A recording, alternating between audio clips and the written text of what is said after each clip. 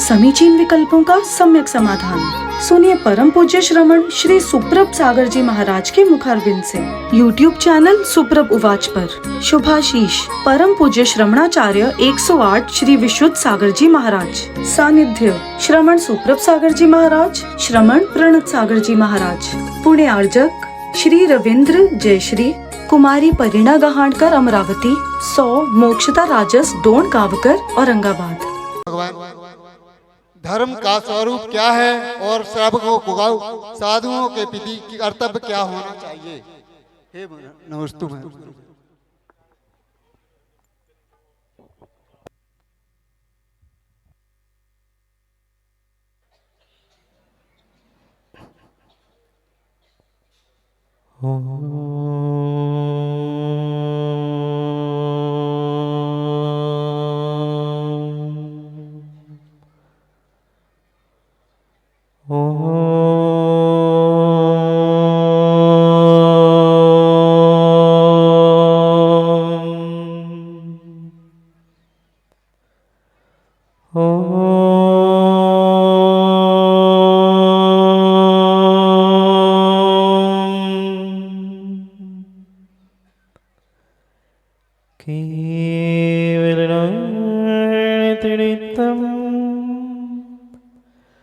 ज्योति साति से विशेष संपन्नम नाभेणं त्रिभुवनं नमस्ते जन्मन् स्वामी इंदसदवन्याणं तिहुर्णहितमधुरविशदवकाणम् अन्तातीतगुणाणं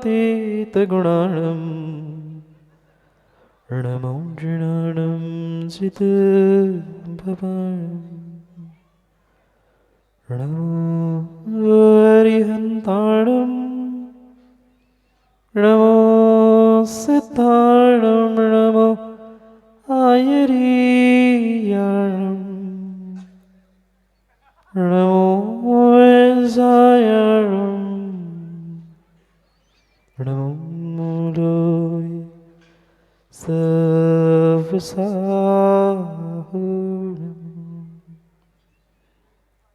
अनंत अनंत परम सिद्ध भगवान की 1008 श्री आदिनाथ भगवान की परम पूज्य आचार्य भगवान कुंद कुंद स्वामी की परम पूज्य आचार्य भगवान पट्टाचार्य गुरुवर विशुद्ध सागर जी महाराज की सनातन जैन धर्म की भगवान के ज्ञान कल्याणक महामहोत्सव की बोले परम पूज्य मुनिवर श्री 108 सुप्रभ सागर प्रद सागर जी महाराज की।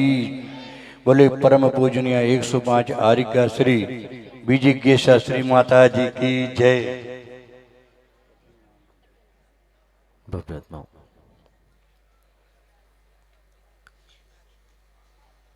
जीवाणु रक्षणम धम्मो, जीव की रक्षा करना यही वास्तव में धर्म है। पर उस धर्म तक पहुंचने के लिए भगवान तीर्थंकर स्वामी आदिनाथ हम सभी भव्यों के लिए उस धर्म का स्वरूप अनेक प्रकार से समझाते, जो अहिंसामयी दया ही जिसका मूल है, वही इस संसार का सबसे बड़ा धर्म है। क्योंकि वस्तु का स्वभाव धर्म होता है और एक जीव का दूसरे जीव के प्रति दया, करुणा और अहिंसा का भाव ही उसका स्वभाव है। इसलिए वास्तविकता में यह वस्तु स्वरूप दया स्वरूप जो कार्य है, उसे ही तीर्थंकर भगवंत ने धर्म कहा। और उस धर्म को क्रियान्वित करने के लिए धर्म को जीवन में उतारने के लिए उसे अनेक परिभाषाओं में अनेक प्रकार से समझाने का प्रयास किया। जो सम्यक दर्शन, सम्यक ज्ञान और सम्यक चारित्र को धारण किया जाता है, यह भी रत्नत्रय रूपी धर्म है। क्योंकि आत्मा का कल्याण इस रत्नत्रय से ही संभव है, अन्य कोई भी साधन आत्म कल्याण के लिए हो ही नहीं सकता। इसलिए क्रिया पक्ष की दृष्टि से तीर्थंकर आदिनाथ भगवान ने चारित्रम खलु धम्मो, चारित्र ही सर्वश्रेष्ठ धर्म कहा। और यह चारित्र रूपी धर्म दो प्रकार से उन्होंने हम सभी को समझाने का प्रयास किया। एक सकल चारित्र और एक विकल चारित्र। जो रत्नत्रय को धारण करने वाले निर्ग्रंथ दिगंबर मुनिराज हुआ करते हैं, उनका पूर्ण रूप से पापों का त्याग होते हुए वह सकल चारित्र को धारण करने वाले, धर्म मार्ग को प्रस्थापित करने वाले कहे जाते हैं। और उस महाव्रत का लघु भ्राता अनुज के रूप में जो श्रावकों के लिए चारित्र रूपी धर्म कहा है, वह 5 अणुव्रत, गुणव्रत और शिक्षा व्रत के रूप से 12 प्रकार से समझना। क्योंकि ये धर्म रथ है और धर्म रथ को चलने के लिए जैसे सामान्य रथ 2 चकों पर चलता है, ऐसे ही यह धर्म रथ एक श्रावक रूपी चका और दूसरा श्रवण रूपी यानी साधु रूपी चके से आगे बढ़ता है। ये परस्पर में एक दूसरे के लिए पूरक ऐसा ही धर्म है, जहाँ श्रावकों के लिए 12 व्रतों के माध्यम से 5 अणुव्रत, गुणव्रत और शिक्षाव्रत कहे, उसमें सर्वश्रेष्ठ श्रावकों के कर्तव्य के रूप में उस शिक्षा व्रत में आचार्य भगवंत तीर्थंकर भगवान के दिव्य ध्वनि से ग्रहण करते हुए हम सभी को, आप सभी को कहते हैं कि श्रावक अगर अपने अतिथि संविभाग का कर्तव्य जो 6 आवश्यकों में दान के रूप में आचार्य कुंद भगवान ने सर्वप्रथम कहा है, उसे अगर चरितार्थ करेगा तो उसे साधुओं के प्रति अलग से कोई कर्तव्यों का पालन करने की आवश्यकता नहीं पड़ेगी। इसलिए जो दानम पूजा मोक्षम सावय धम्मो न सावया तेन विना, इस प्रकार से कुंद भगवान जो श्रावकों के कर्तव्यों को समझाते हुए 2 मुख्य कर्तव्य कहते हैं, दान और पूजा। और जो श्रावक अपने इस दान रूपी कर्तव्य को अतिथि संविभाग रूपी उस शिक्षा व्रत को धारण करता है, उसका नियम से वह श्रावक पर्याय में जन्म लेना मात्र सौभाग्य नहीं अपितु महाभाग्य के रूप में प्रतिफलित होता है। क्योंकि जैसे रथ के दोनों भी चक्के व्यवस्थित है तो ही रथ आगे बढ़ता है, ऐसे अगर श्रावक अपने कर्तव्यों का परिपालन समय पर कर्तव्यनिष्ठ होकर करेगा तो कभी भी साधु की चर्या में दोष उत्पन्न ही नहीं हो सकते। और साधु अपनी अगर निर्दोष चर्या का परिपालन करता रहा और श्रावकों के लिए पुनः पुनः धर्मोपदेश के माध्यम से धर्म का वास्तविक स्वरूप समझाता रहा, तो शायद श्रावक भी अपने कर्तव्यों से कभी भी डिग नहीं पाते। इसलिए हे भव्यात्मा, जो वस्तु स्वरूप धर्म है उसे इन चारित्र रूपी क्रियाओं से आपको आत्मसात करना होगा।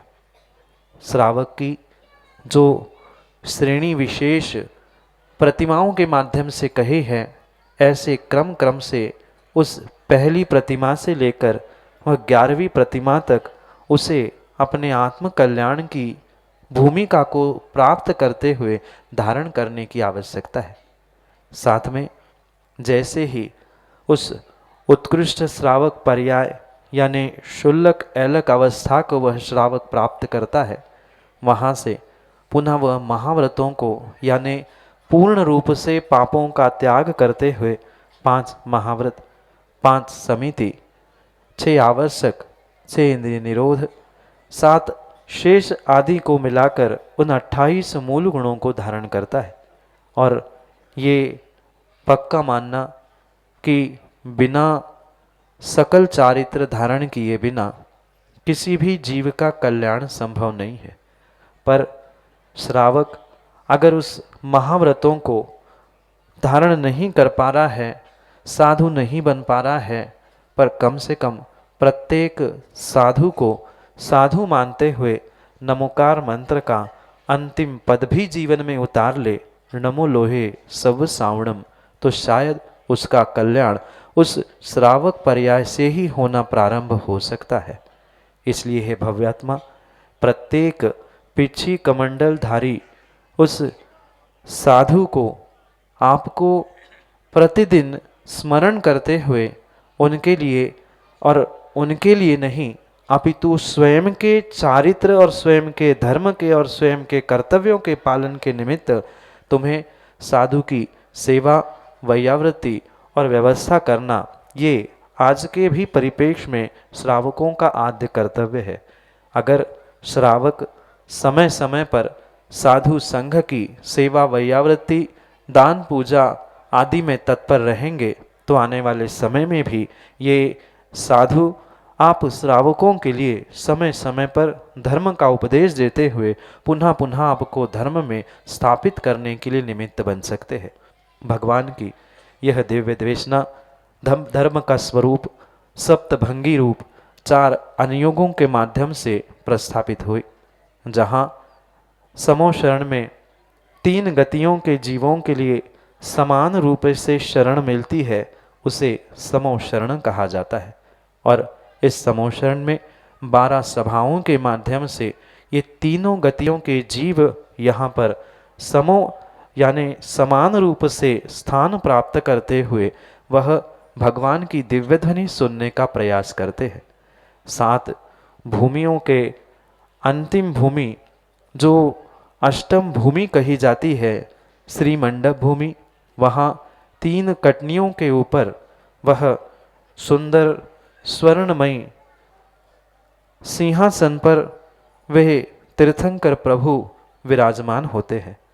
क्योंकि वह केवल ज्ञान के निमित्त से उत्पन्न होने वाला यह अतिशय है कि भगवान एक ही होने पर भी चतुर्मुख बिंब उस केवल ज्ञान के अतिशय के रूप में प्रस्थापित हुए जाते हैं। जो श्रोता उन 12 सभाओं में से किसी भी दिशा में बैठा हो, उसे यह प्रतिभासित हो कि भगवान मेरे ही सन्मुख बैठे हैं, इसलिए अतिशय उस समोशरण के निमित्त से उद्घाटित होता है। एक एक भूमि का, एक एक स्थान का इतना महात्म वह प्रस्थापित आचार्य भगवंतों ने धर्म ग्रंथों में किया है। पर चूंकि समय अभाव होने से संक्षेप में वह तीनों गतियों के जीव इन 12 सभाओं में विराजते हैं। सर्वप्रथम सभा में जो सर्वश्रेष्ठ मनुष्य कहलाने वाले हैं, ऐसे मुनिराज, आचार्य, उपाध्याय, गणधर, साथ में अवधि ज्ञानी, मनःपर्यय ज्ञानी और अन्य भी सामान्य केवली भगवान के समोषण में विराजते हैं। और यहाँ से क्रम क्रम से प्रारंभ होने वाली वे 12 सभा अंतिम सभा के रूप में यानी 12वां कोठा, 12वां स्थान उन त्रियंच गति के जीवों को हुआ करता है, जिनका परस्पर में वैर भाव भी होता है। ऐसा सर्प नेवले जैसे भी वह जीव उस धर्म सभा में समो यानी समान रूप से शरण को प्राप्त करते हुए इस समो शरण रूपी धर्म सभा को विभूषित करते हैं। यही आप भव्य जीवों के लिए, श्रावकों के लिए और साधुओं के लिए भी कर्तव्यों के साथ साथ धर्म का स्वरूप भगवान की दिव्य ध्वनि से जो समोशरण रूपी महान अद्भुत रचना सौधर्म और कुबेर के माध्यम से की जाती है, उस रचना के माध्यम से आपके लिए सम्यक समाधान। समूह शरण में विराजित केवली के रूप में परम पूज्य मुनिवर श्री 108 सुप्रभ सागर जी महाराज के चरणों में कोटि कोटि नमोस्तु।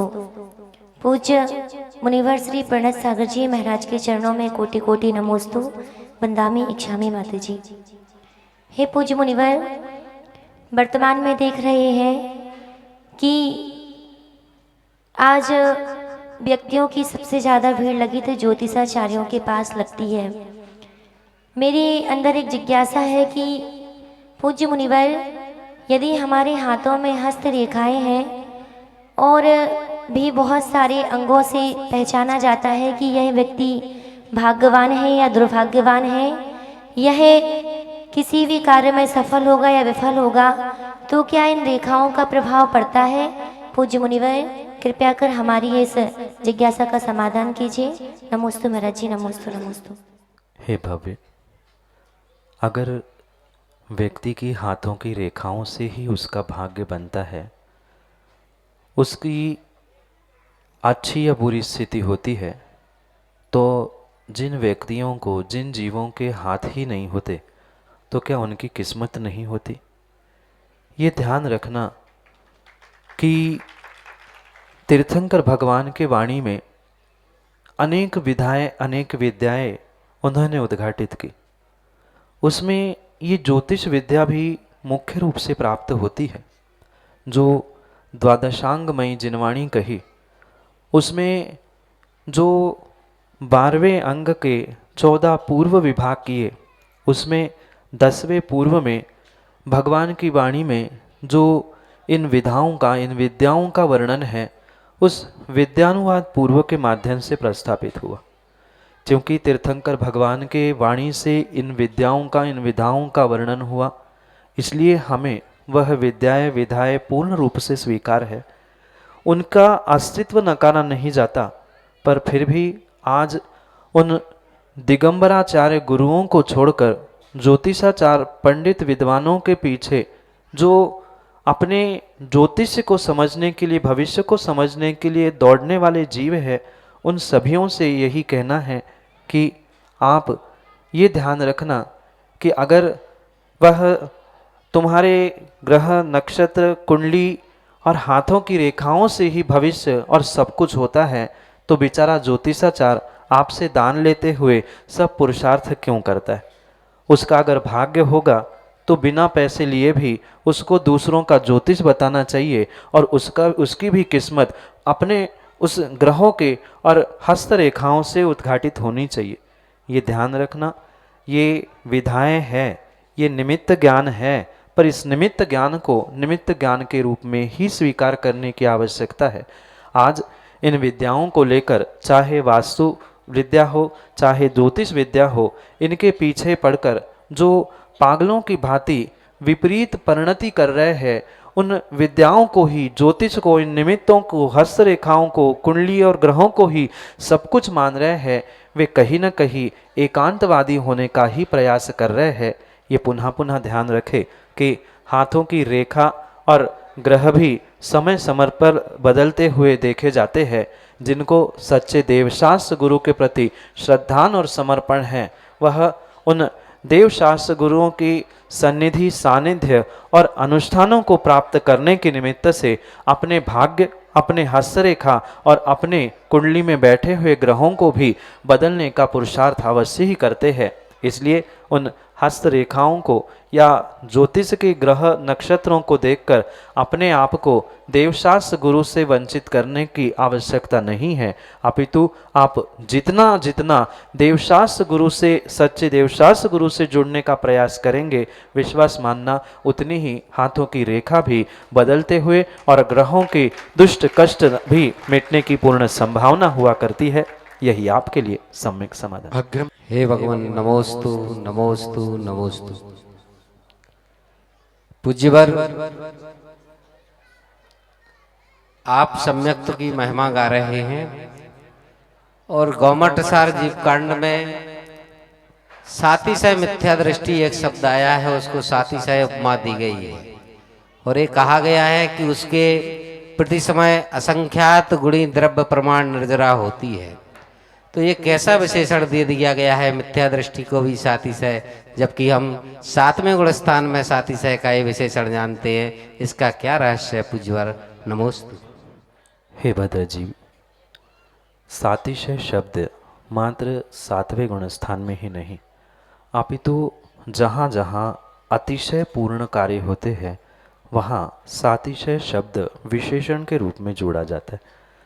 7वें गुण स्थान में भी जो श्रेणी चढ़ने के लिए प्रवृत्त होने वाला जीव है, ऐसे जीव के लिए वहाँ सातिशय अप्रमत्त के रूप में स्वीकार किया जाता है।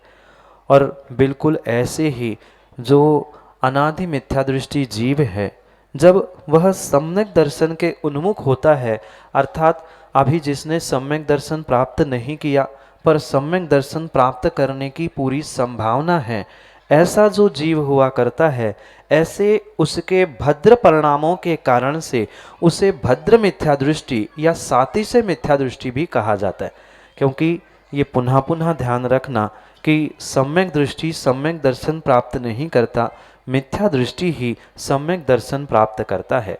कभी पक्का माल पक्का नहीं बनता, अपितु कच्चा माल ही पक्का बनता है।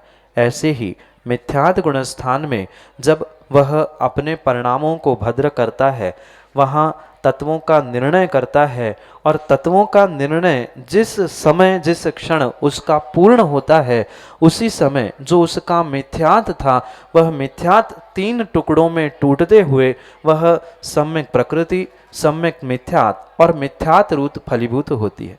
और सम्यक दृष्टि जीव उस मिथ्याद गुण स्थान से सम्यक को प्राप्त करने के कारण से, सम्यक प्रकृति के उदय के कारण से 4थे गुण स्थानवर्ती हुआ करता है।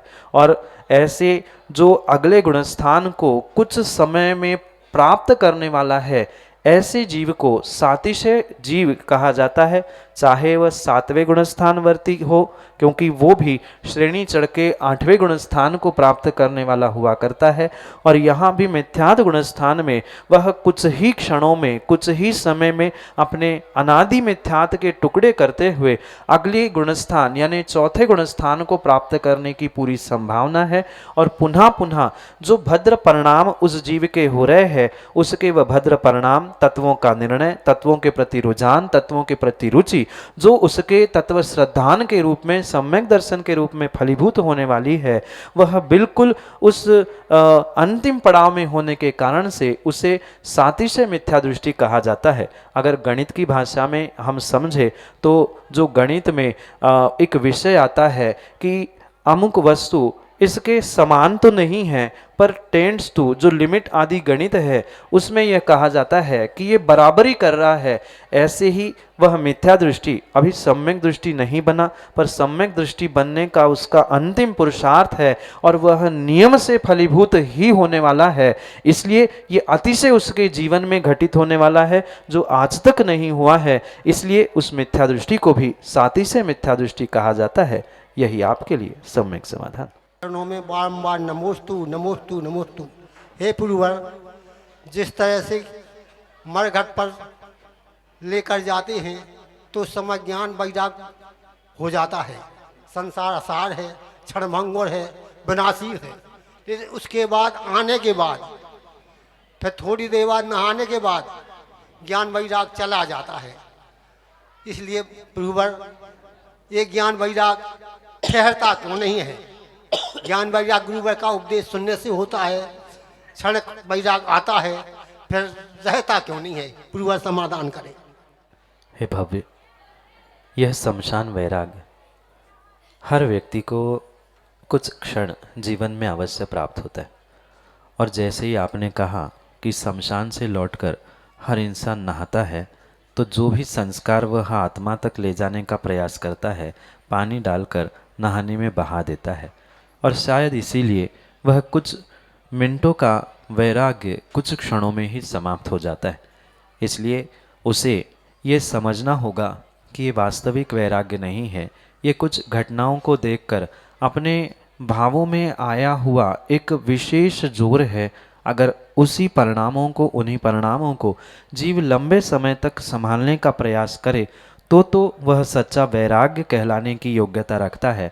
अन्यथा कुछ मिनटों का जो शमशान वैराग्य है, प्रवचन सुनते समय हो या किसी की मृत्यु के बाद चिता जलाते समय क्यों ना हो, ये सच्चा वैराग्य नहीं है, अपितु ये मात्र दिखावे का या कहाँ सुनी में प्राप्त होने वाला वैराग्य है। सच्चा वैराग्य जिसे एक बार प्राप्त होता है वह लौटकर पुनः राग रंग में नहीं जाता। अभी वह सच्चा वैराग्य उत्पन्न ही नहीं हुआ है।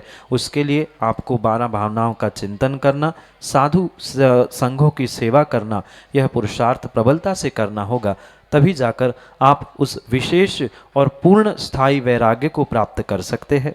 यही आपके लिए सम्यक समाधान। हे भगवान, नमोस्तु नमोस्तु नमोस्तु। हे भगवान, सम्यक दृष्टि जीव की और मिथ्या जीव की दृष्टि जीव की पहचान कैसे होती है?